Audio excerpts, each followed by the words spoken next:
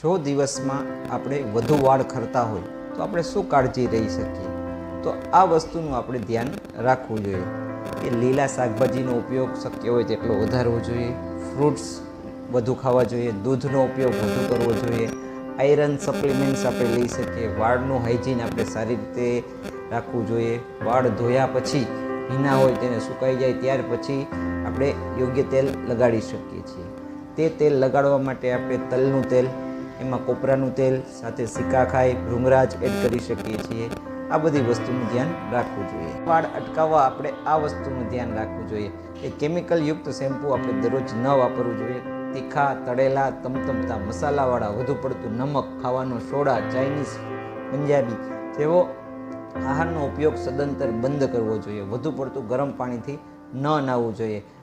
વાળને આપણે સીધા કરવા માટે સ્ટ્રેટનિંગનો ઉપયોગ કરીએ છીએ તે પણ શક્ય હોય